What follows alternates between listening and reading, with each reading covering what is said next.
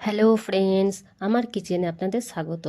আজকে আমি এই ভিডিওটাতে মুরগির মাংস কিভাবে লাল লাল করে বানাবেন সেই রেসিপি শেয়ার করব, যাতে করে আমাদের মাংস রান্নাটা দেখতেও ভালো লাগে আর খেতেও মজা লাগে। তবে দেরি না করে চলুন ভিডিওটা শুরু করি। এখানে আমি একটা কড়া নিয়ে নিয়েছি। এই কড়াটাকে ভালো করে গরম করে নিতে হবে আগে। তো এখানে কড়া আমার গরম হয়ে গেছে। এতে এবার আমি সর্ষের তেল দেব।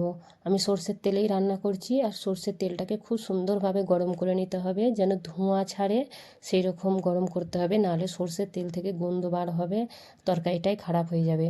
তো সেই কারণে তেল ভালো করে গরম করে নিয়েছি এখানে আমি, দেখুন। এবার আমি এখানে কিছু টুকরো টুকরো করে রাখা 4-5টা পেঁয়াজ দিয়ে দেব। আর এই পেঁয়াজগুলো ভালো করে লাল লাল করে নেব, ভেজে নেব। আমি এতে কোনো মশলা বেশি ব্যবহার করবই না, আর খাস করে কোনো ফ্লেভার মশলা যেমন এলাচ, দালচিনি, লং এইসব আমি কিচ্ছু ব্যবহার করব না। এই পেঁয়াজটাকে আমি ভালো করে সুন্দর করে লাল লাল করে নেব। এতে যদি একটু লবণ দিয়ে দেওয়া হয় তো তাড়াতাড়ি পেঁয়াজটা লাল হয়ে যায়, সেই কারণে আমি একটু স্বাদ অনুযায়ী লবণ দিয়ে দিচ্ছি। দিয়ে পেঁয়াজটাকে ভালো করে সুন্দর করে লাল করে নেব। আর এদিকে দেখতে হবে, ধ্যান দিতে হবে যেন পেঁয়াজটা না যেন পুড়ে যায়। পুড়ে গেলে পুরো তরকারির স্বাদটাই নষ্ট হয়ে যাবে, সেরকম ধ্যান রাখতে হবে।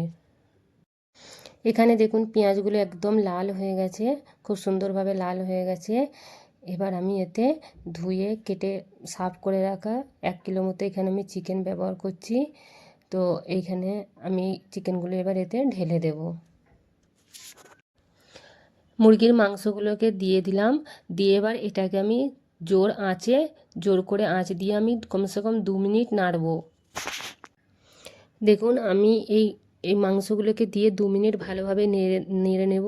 তারপরে আমি একদম স্লো আঁচে দিয়ে আরও 2 মিনিট একদম আমি ঢেকে রেখে দেবো।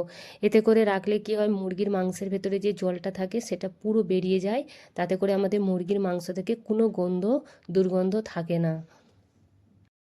এই দেখুন মাংস থেকে পানি ছেড়ে গেছে, পানিটা বেরিয়ে গেছে যে পানিটা ছিল। এবার এতে আমি দেবো 2 চামচ, বড় চামচ চা খাওয়ার চামচে 2 চামচ মতো আদা রসুন এতে আমি দিয়ে দেব।